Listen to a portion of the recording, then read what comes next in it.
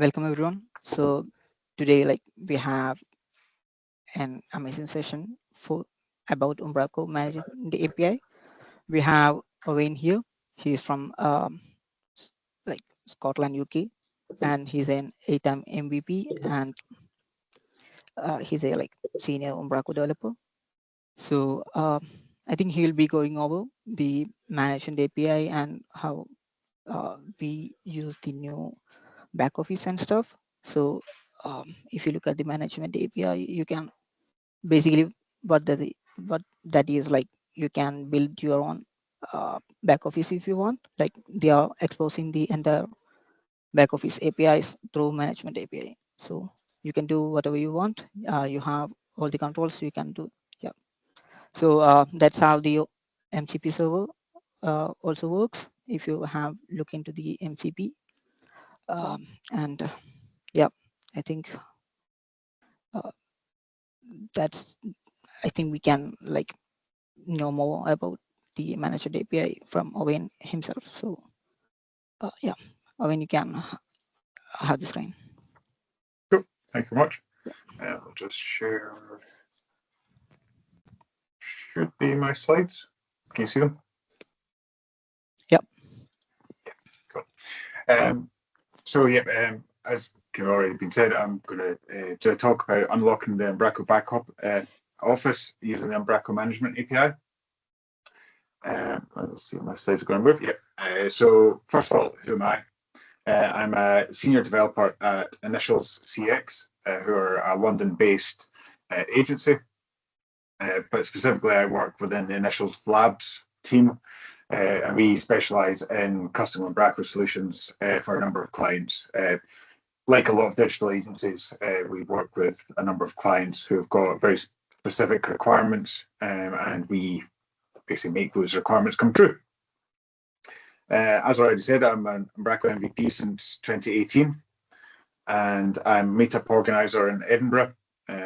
I organise the Umbraco Scotland meetup. It used to be Umbraco Edinburgh and Umbraco Glasgow, but as of I think 2 weeks ago, we merged into one super meetup group, if you like, and we'll be based in Edinburgh and Glasgow, but under the Umbraco Scotland flag. So if anybody's ever in Scotland and you fancy coming along to one of our meetups, it'd be great to see you there. I write blogs on owen.codes, mostly Umbraco, but also things about just life, mental health, and being a developer in the ever-changing world that we're currently living in. I'm a coffee geek. I love a coffee, but really I'm just a geek. Pretty much anything to do with tech, Lego, comics, you name it. I'm a big fan of that. As I said, I'm already a Lego fan, and you can probably see in my background, I've got a lot of Lego there. Keeps me busy when I'm not on my laptop. But I had planned to make this whole presentation out of Lego.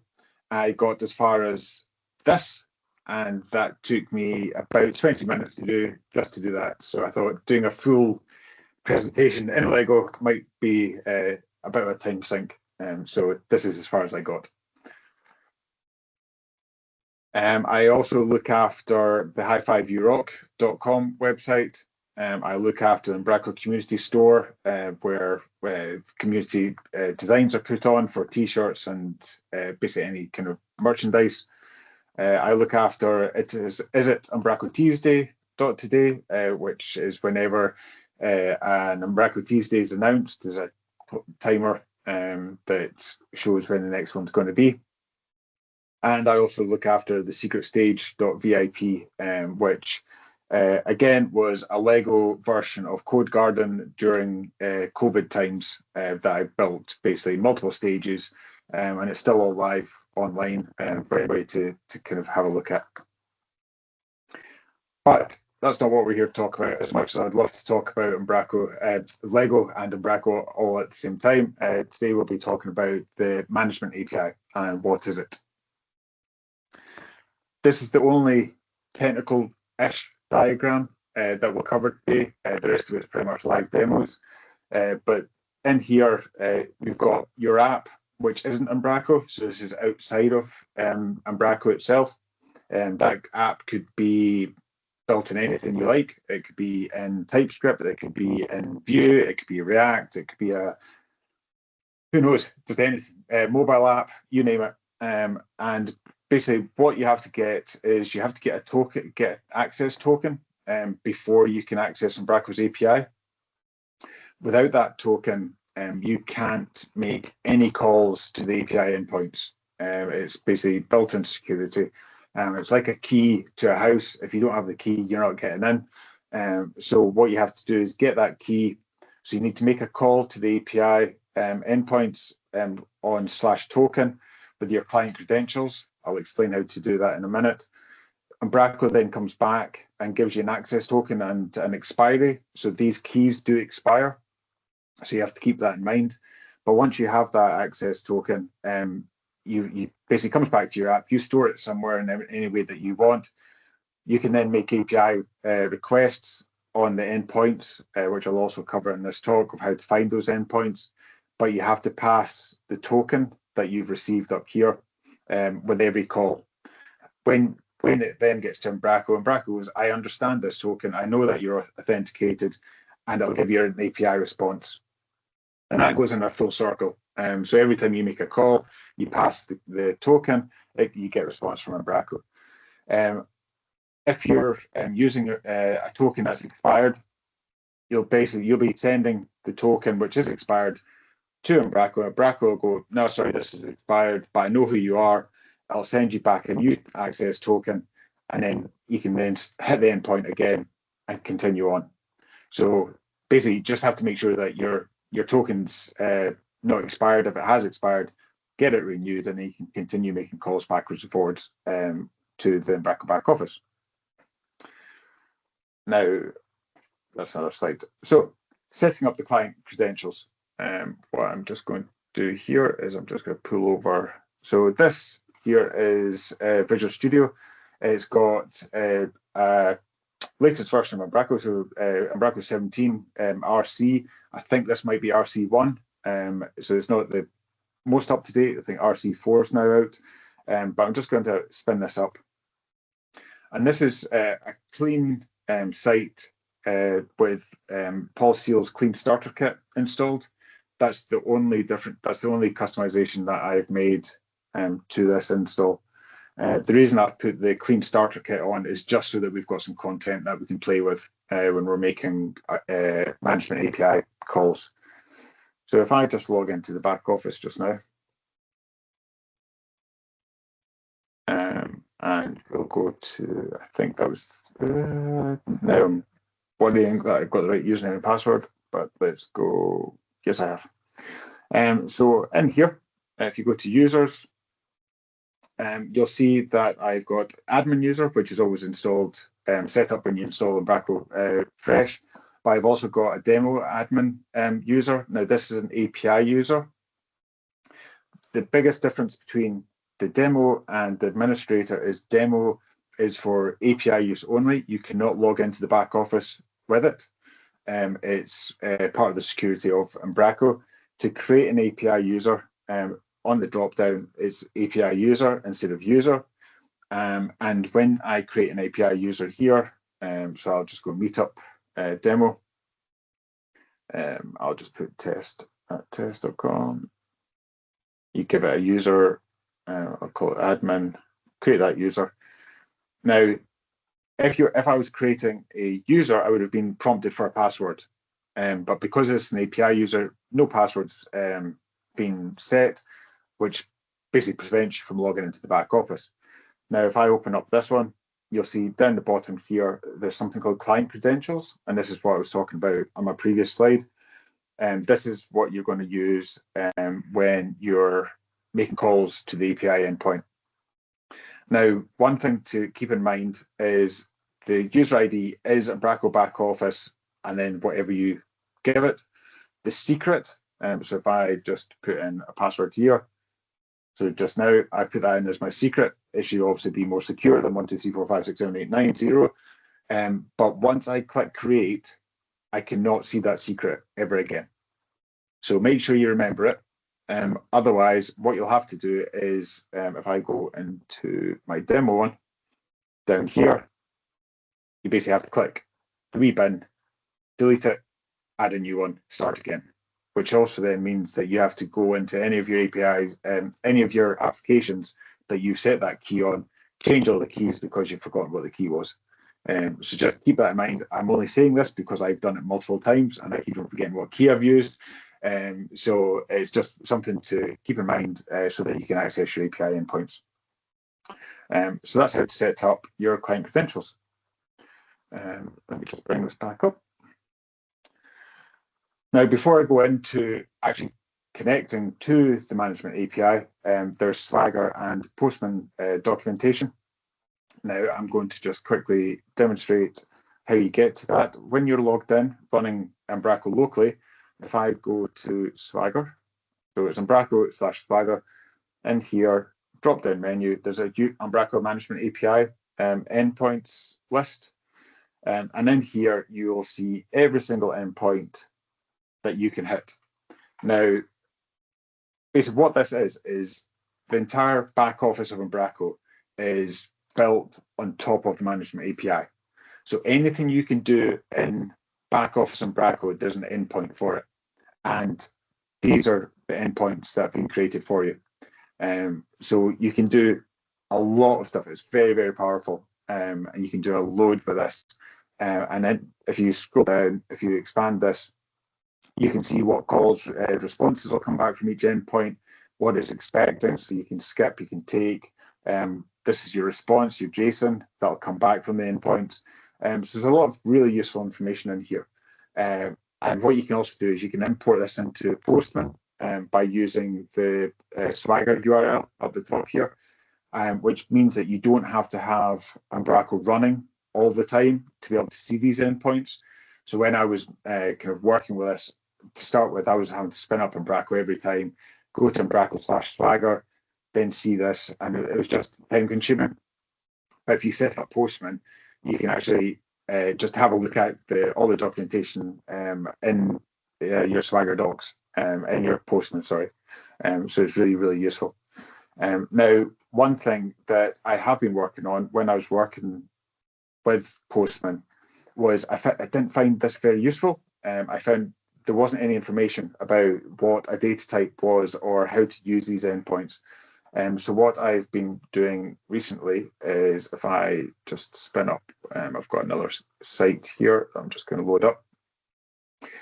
So this is going to be for Umbraco 17 final release, hopefully. I've still got a PR that I'm working on, but once this spins up, I'll be able to show you. Just grab some water. Yep. So what I have been working on is improving the Swagger documentation so that go in here, we've now got descriptions and we've also got summaries on every single endpoint, so that there's more information in here available, so that hopefully it makes it a bit easier to know what you're doing with the endpoints. Now, this is a work in progress. Andy Butland from Umbraco HQ used Copilot to basically read all the endpoints. Copilot has then added summaries and descriptions to the Swagger docs and code. And then I'm going through manually reading it all to make sure that Copilot hasn't talked an absolute load of rubbish and giving you false information. So I've worked on, so far I'm down to, I think, documents and document types, but I've got a long way to go. But hopefully over time, that'll make this a lot easier for people to use. Yeah, I mean, like I have been using management API a lot these days, but I have the same problem. So what I usually do is like I go to the back office and replicate what Umbraco does, and yeah, see how Yeah, they do things there. So yeah, that's the only way right now. yeah. And that brings me nicely onto this payloads. So I had, as you said, I had that exact problem of how do you do something? Why is it not working? Is it because I've forgotten to pass the right value? All this kind of thing. And let me Uh, just. uh, I think Ayub has some questions. So Yep, sure. Yeah. Yeah, yes, please. Sorry. Hey, Owen, how are you doing? Sorry Hi. for interruption here. Yeah, I have a question regarding when you went to the users and you create an API user. So this is only available in this version because I'm currently using version 13. I never saw this, or this is an only in headless maybe. Sorry, Yeah. I'm new here. Thank you. Yeah. So it was introduced in Umbraco 14, I believe. It's Yeah. When introduced in like Umbraco 15 API user. yeah, You don't yeah. have the So APIs in 14, yeah. yeah, so management API started to come in Umbraco 14, but it wasn't publicly available. And Yeah. then 15, they made it a first-class citizen, so made it something that we can actually use, and that's when they brought in the API users and the credentials. So yeah, it'll need to be 15 and above for you to be able to kind of work with that. Thank you. Yep. Actually, Cool. you can still use the APIs in Umbraco 14, but you will Yeah, be like logging in as a regular user than an API user. yeah, You can still do yeah. that. So it's that kind of extra level of security that Yep. HQ kind of brought in, which is a really nice touch. Sure. Question? Yeah, I was just wondering if when you set up the API user, if you limit what they're able to do and don't make them an administrator, does it automatically dynamically change the Swagger docs? No, the Swagger docs are full everything. So basically, the Swagger docs are basically because I've logged in and I'm just a user. I can see all the Swagger docs, but the Swagger docs are only published on an internal domain. So once you go production, you can't go Umbraco/Swagger. It gets locked down automatically. So yeah, it means that your endpoints aren't open to the public, but as a developer, you know what they are, and you can work with them. Sure. Cool. Any other questions? Well, good. Cool. Yeah. Now I've just closed down. I think I'll just spin this back up again. Oh no, it's here. There we go. Cool. So payloads.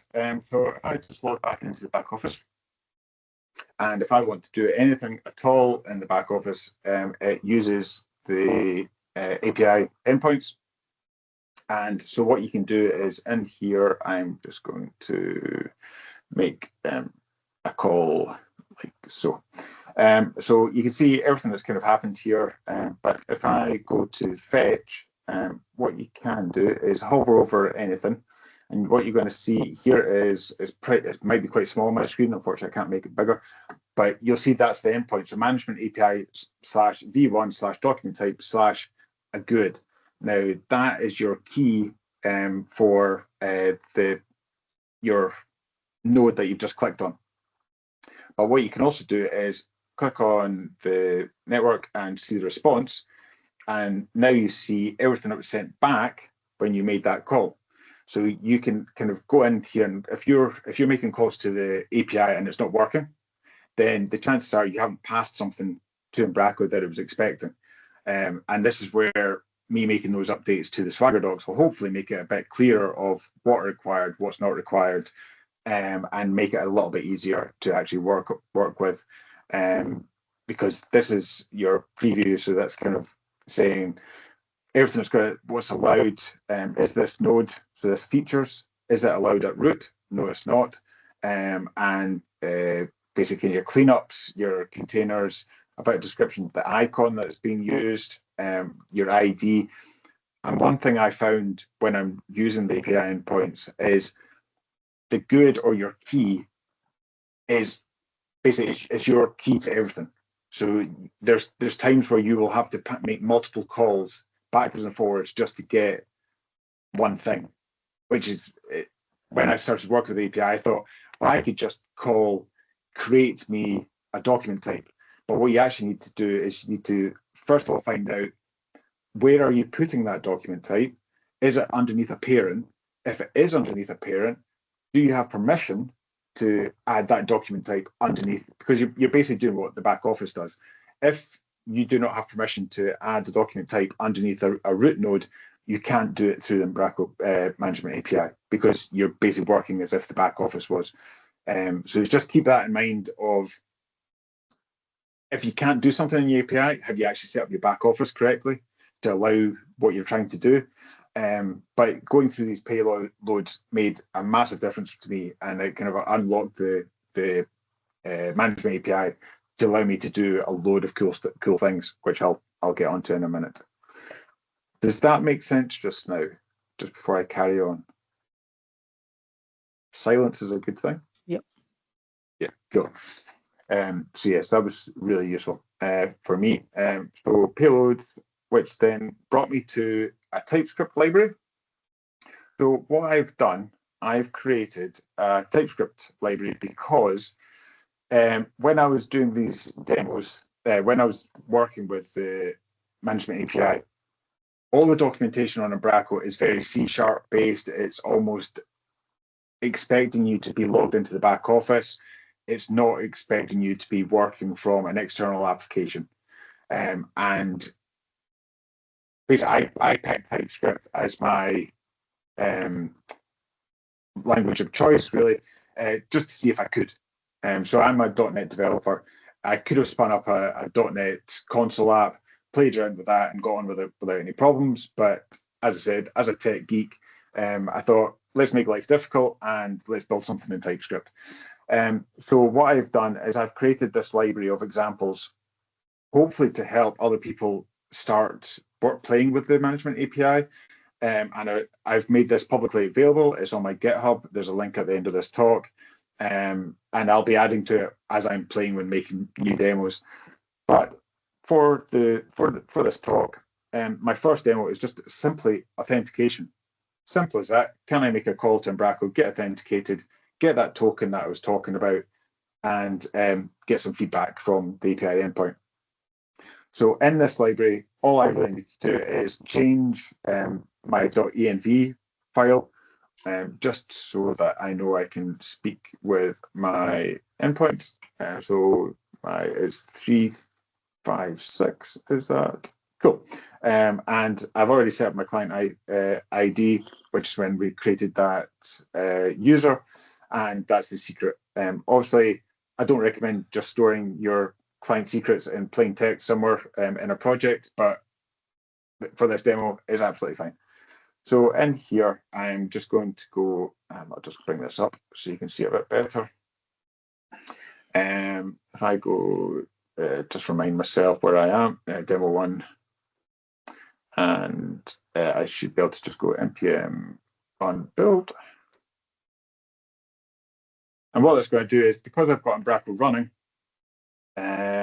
I say that, what do we do? npm install, have not done this. I know what I've done. I always do this. There we go. Oh, npm run build. Try that again. Ooh, spelling not working.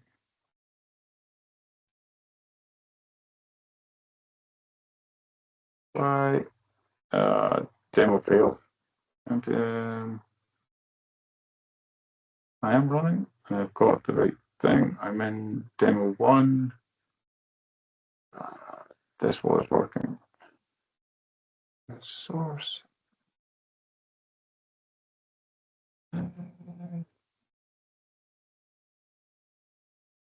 Just double check that I've got right 356 settings, users, demo. Let's just double check. I would have expected it to fail because if the name's not right or the password's not right, but password right, create, save, demo 1. Okay. Just try npm run. Dev. Hey, there we go. Got there eventually. Sorry about that. So what this has done is made an authenticating call to the Umbraco back office. It's then come back with basically saying what user I am. So the current user is this ID. Really easy to remember, I know. It tells you what culture you've got set up. You have all your permissions set. what sections you're allowed to see. So this is basically because I'm an admin, so this is all the allowed information that's coming back from admin. If I changed my user to be a writer, I would see different sections, and that basically is another way that you can secure your API endpoints, because you can say, don't allow this user to actually add anything to media. Don't allow this user to access content. I don't know why you'd want to lock them out of content, but you know what I mean.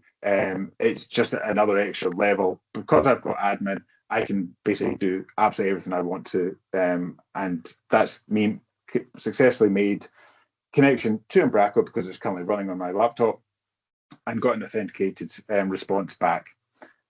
So that is my TypeScript authentication. So then that got me thinking, well, if I can create a user in the back office, can I create a user through the API endpoint? So if I go to here, if I come back again and go to demo 2, npm run pip, and what, I didn't change my environment. Oh no, we're all good. So in here, it's again authenticated, which is great. We're going to see the number of users. Just double checking. It's going to come through here. It's come my feedback, and it's saying it's found 5 user groups. So that's your admin, that's your writer, your editor, sensitive, and my brain's gone blank. There's a 5th one, but that's basically all the user groups that you can assign to a user. So in here, I'm going to go, cool, I want to create a new user, and I'm going to say india@test.com. I'm going to go into explaining, so let's go India, and I'm going to enter a username, which has to be the same as the email address. If you do not, you will get feedback from the API, so I'll just put that in just now. And here it is, it's translators, and you knew there was one other, but I can pick, select a user group. I'm going to say I'm going to make this an editor, and it's come back. So this is where the API is really useful. That it'll come back with error messages, and it's basically telling you the invalid username. The username must be the same as the email. So again, I'll just run this again. And this time I'll do india@test.com. I'll go India, and it'll have to be the same, india@test.com. And I'm going to create an editor. And it says here, user created successfully, which is fantastic. So if I now go to the back office again, check my users, and there we have it. We've got India. Now, just now it's inactive. And what you could potentially then do is a next step through the management APIs, then go, great, if this user's been created, go and email them the new password so they can then log in. Just now, this TypeScript doesn't do that, but you can do it in Umbraco, so you can do it through the management API. It's just another call that you'll probably have to find the ID for that user and then hit the endpoint and say, this user wants a password, send them a password. And that's basically made a single user through code, which then got me thinking, wait a minute, can I create multiple users through the management API? And so I then went to demo 3. No, it's not, it's demo 2.5 npm. And before I kind of go into this one, what I have here is a CSV file with all my users. So that's my email address, the name, what permission they're going to have. So it's an admin, an editor, or no permissions set or no user group set. And the reason for this was, what I was thinking, for an example, was if you're working in a company with 15, 20 devs, and you have to set up their access to the back office, because we don't all log in under the one admin account, correct? So we all have individual accounts into the back office, but it's time consuming to go into the back office, set up each user, set the permissions, email, and password. So in this case, I create a CSV. All I've had to do is go into the back office once, create an API user endpoint, come back to this, npm run dev. And what it's going to do is in here, it's read my CSV. It's found 6 users to create. It's going to create John, Jane, Bob, Alice, Mike, and Sarah. Do I want to proceed creating these 6 users? I'm going to say yes, I do. And what it's come back saying, okay, creating user number 1, so John, but it's failed. Failed to create John because the username must be the same as the email. So that's the error that we just saw when I was demoing create a single user. But I don't want to just stop there. I want to continue on going through the CSV. So do I want to continue with the remaining user? Yes, I do. And it's gone off and created all the users and then found that Mike doesn't have a user group assigned to him. So up the top here, here's Mike. And correct, I didn't add a user group to him. So I can go, well, in this case, I want to create him as a translator. That's fine. It's gone off, done that. It's successfully created 5 users, failed on 1 user, which we know about, and total processed, so 6. If I now go into the back office, refresh this screen, and there we go. We have all the users all created. They've all got their individual permissions set to them, and that's just so much quicker than going in manually, added one at a time for a project. And if you wanted, you could comment out somebody's username if they're not meant to have permission to that back office into Umbraco. I just felt it's just such a speedier way of kind of setting up users. And that's all done through endpoints. And as it's all my TypeScripts in here to do all that, which is quite nice. Now, the next thing I was working on was health checks. Now, this is basically, if I go into the back office here, if I go to settings, you have health checks up the top here, and you can perform a health check and see if your Umbraco install is nice and healthy. The reason that I've created the health check library or example is potentially you could put this into a deployment pipeline. So you can hit the endpoint, make a call through your pipelines, go, is my Umbraco status healthy? If it is, go and deploy all my changes. If it's not, stop and email me a message saying, look, your Umbraco instance isn't healthy. You might want to go and have a look at this. So it's just a kind of a theoretical, how could I use this? How could this be useful? And so all this does is if I go to come back out here, go to my demo 3, health checks, npm run dev. And this is just going to make a wee call. Again, it's authenticated. It's saying who I'm logged in as. And it gives me an option of what health checks do I want to run just now. So if I say number 1, it's going to come back with an error saying my notification, the email is still set to your@email.here. So that's something you don't want to go live with. You obviously want to make that change. And you can just run this health check on any instance of Umbraco, and off you go. Because realistically, all I would need to ever do is go into environment variables, change these endpoints. If you know your client ID and client secret, you can hit any instance of your site you like, and you can do your health checks. I'm just going to say no to that. So that's just a quick example of what you can do with the health checks as well. And then the Obsidian. So this is where my journey kind of began with the management API and TypeScript. I use Obsidian as a note-taking tool. It's basically kind of like OneNote or Evernote, or I'm sure there's other examples out there. Notion, I think, is another one. What I liked about Obsidian was that it has a community-based plugin library. So if you think of Umbraco's marketplace with packages, Obsidian's got something very similar for community-built stuff. So when I was scrolling through there, I was like, is there anything for Umbraco? Because why not? Just have a look, see. There wasn't. But then I got thinking, well, I write all my blogs in Markdown. I do it on my phone. I do it on my laptop. I do it kind of anything that's connected to the internet. I use Obsidian because it's cloud-based for the setup that I've got. All your files are on disk, but I use it's kind of like usync. I sync up all my notes so they're on my phone and things like that. So I've got everything in Umbraco in my Obsidian. To then put them into Umbraco, I would always have to copy paste, log into the back office, and put my blog onto my website.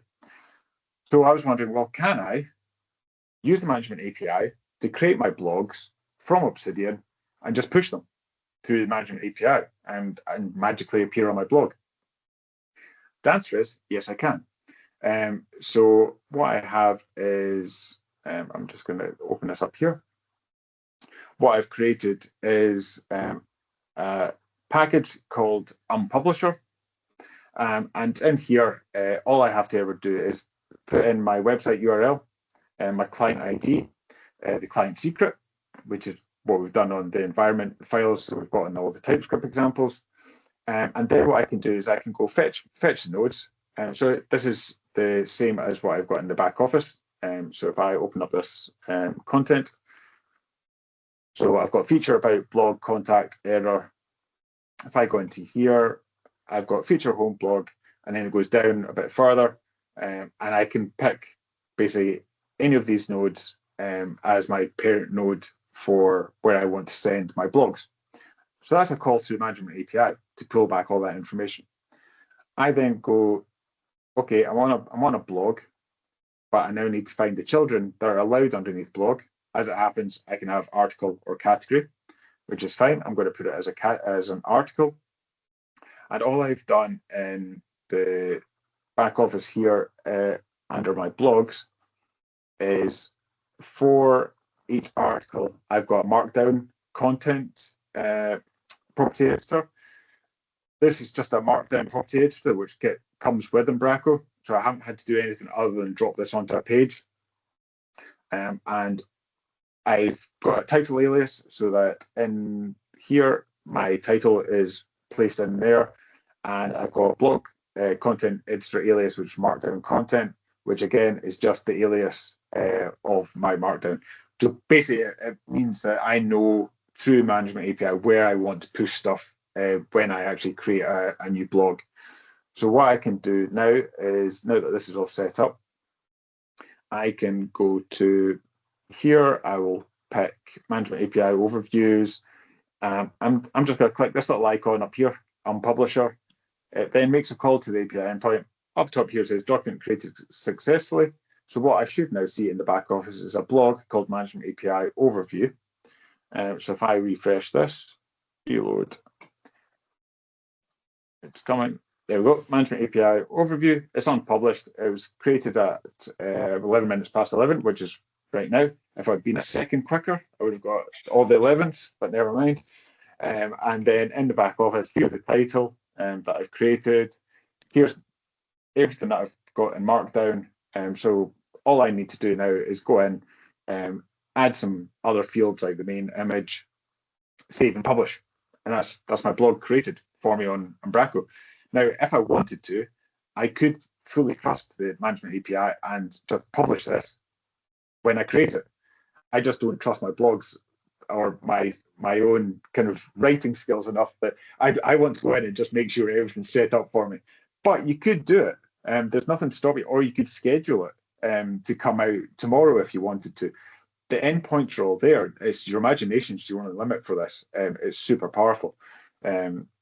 So, which then this was one that I actually created just last week when I knew I was doing this talk. I thought, can I see what people are doing in the back office? So how many times have you had a user say, I haven't changed anything? And you kind of go, okay, but if you've got a really big site, to pinpoint what they've changed could take you a while. So that got me thinking. And what I now have is in here tracking Let me just check that I've got this environment set up correctly. Yes, I have. Grand. If I then go to demo 4, oh, demo 4.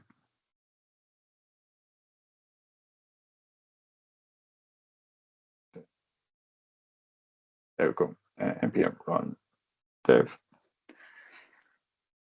Now, what this does, it goes and makes a call to the API endpoint. Again, authenticated, comes out and says, getting content, all documents from the tree, getting document tree nodes, found one root document, which is fine. Total number of documents found, 23. Your change summary since the last time I ran this, I've now got an article that was created called Management API. It was created at 11:11. What was modified? I've modified meetups. I've created a new user. So that's the demo that I created. I've published and saved the home nodes since the last time I was on this. Meetups has also changed things. So also, if I now go into the back office and I'm going to say, let's just change this, changed, save up, because I've now got mandatory fields that I now need to set, not that one, that one. And I think that's all I need. Yep. If I now run this again, npm run. So it now comes back and says modified one item. That item was the API article. So you can basically say, I know something's changed, because even although the user's saying I haven't changed anything, yes, you have, and you changed the management API overview. So you now know that you can go in there and have a look, see what's changed. But the nice thing is, it also tells you who changed it. So you can pinpoint the person that's telling you they didn't change anything when they actually did. So it's super useful to be able to track these things down. And as you can see, kind of it says things have changed. The audit entries you've got, it just means you can pinpoint everything. And it's super useful. Again, this is all done through the Management API. I haven't done anything in the back office to set this up. There's no packages installed. It's all available out of the box. So really, really useful. I'm super, I love the Management API. I've got so many other ideas that I want to do with this, either in TypeScript or other applications that I'm kind of working on to see if I can do real-time dashboards. So I think it was mentioned earlier, you could build your own back office if you really wanted to, and go completely headless, as in you'd build your own dashboards, your own audit trails. I could put all this information, create as many users as I want, all these examples into my own personal app, and just run it from there. And it's basically, as I said, I keep on saying it, it's just Management API. It's just API endpoints that you call. The difficult part is knowing in what order to make those calls, so that you get things actually working in the back office. And that's where the payloads, as I said, are really useful, because you can replicate what you're trying to do by just viewing your dev tools, and kind of taking it from there. The other caveat, though, is I've done 90% of this using Copilot. So all I've done is point Copilot at the source code of Umbraco and said, right, here's the folders that I want. Go have a play. And it's saying what it basically tries endpoints, goes, oh, that didn't work, that didn't work, that didn't work. This one did work. And you try stuff like that. So I'm a big advocate of kind of using Copilot for this, of kind of learning how to get things working. And you can actually learn from it. You can see how it's made the calls. And as long as you're smart enough of kind of saying, I don't understand that, explain it to me, you can learn a lot from how all this works and how it's all hooked up. And I think that is me for today. So thank you very much. I hope you found that useful. If you've got any questions, please feel free to ask me today, but also reach out to me on any of the socials. The QR code at the top there is a direct link to the GitHub repo that has all this, all the code. Feel free to fork it, change it, make some PRs to that library. I'd like to be able to share this library with others, and make it kind of like a one-stop shop for all exciting things. But yeah, hopefully that was useful to you. Thank you.